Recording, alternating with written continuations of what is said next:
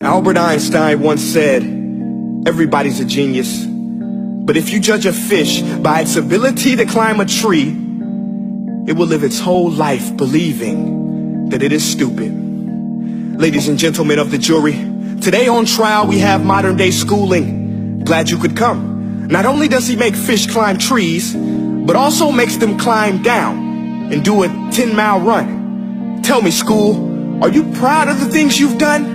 Turning millions of people into robots, do you find that fun? Do you realize how many kids relate to that fish swimming upstream in class, never finding their gifts, thinking they are stupid, believing they are useless? Well, the time has come, no more excuses. I call school to the stand and accuse him of killing creativity, individuality, and being intellectually abusive. He's an ancient institution that has outlived his usage. So, Your Honor, this concludes my opening statement, and if I may present the evidence of my case, I will prove it. Proceed. Exhibit A. Here's a modern day phone. Recognize it? Here's a phone from 150 years ago. Big difference, right? Stay with me. Here's a car from today, and here's a car from 150 years ago. Big difference, right? Well, get this. Here's a classroom of today, and here's a class we used 150 years ago. Now ain't that a shame? In literally more than a century, nothing has changed. Yet you claim to prepare students for the future? But with evidence like that, I must ask, do you prepare students for the future or the past? I did a background check on you and let the record show that you were made to train people to work in factories, which explains why you put students in straight rows, nice and neat, tell them sit still, raise your hand if you want to speak, give them a short break to eat, and for 8 hours a day tell them what to think. Oh, and make them compete to get an A letter which determines product quality, hence grade A of meat.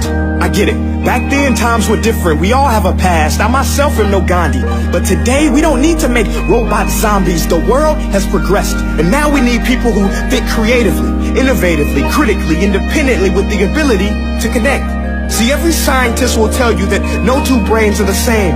And every parent with 2 or more children will confirm that claim.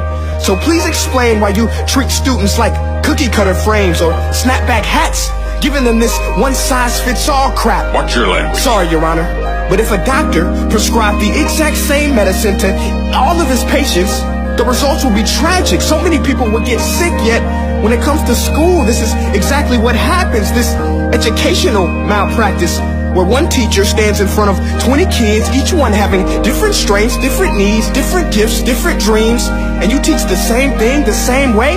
That's horrific. Ladies and gentlemen, the defendant should not be acquitted. This may be one of the worst criminal offenses ever to be committed.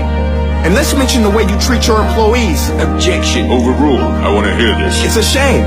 I mean, teachers have the most important job on the planet, yet they're underpaid? No wonder so many students are short-changed. Let's be honest. Teachers should earn just as much as doctors, because a doctor can do heart surgery and save the life of a kid. But a great teacher can reach the heart of that kid and allow him to truly live. See, teachers are heroes that often get blamed, but they're not the problem. They work in a system without many options or rights. Curriculums are created by policymakers, most of which have never taught a day in their life. Just obsessed with standardized tests. They think bubbling in a multiple choice question will determine success. That's outlandish.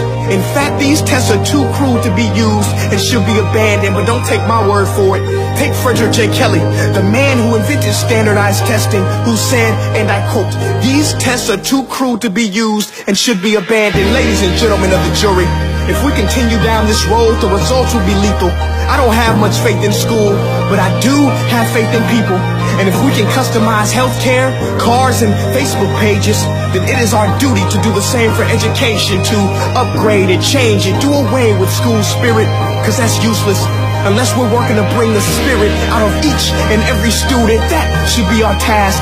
No more Common Core. Instead, let's reach the core of every heart in every class. Sure, math is important, but no more than art or dance. Let's give every gift an equal chance. I know this sounds like a dream, but countries like Finland are doing impressive things. They have shorter school days. Teachers make a decent wage. Homework is non-existent, and they focus on collaboration instead of competition. But here's the kicker, boys and girls. Their educational system outperforms every other country in the world. Other places like Singapore are succeeding rapidly. Schools like Montessori, programs like Khan Academy. There is no single solution, but let's get moving. Because while students may be 20% of our population, they are 100% of our future. So let's attend to their dreams, and there's no telling what we can achieve. This is a world in which I believe, a world where fish are no longer forced to climb trees. I rest my case.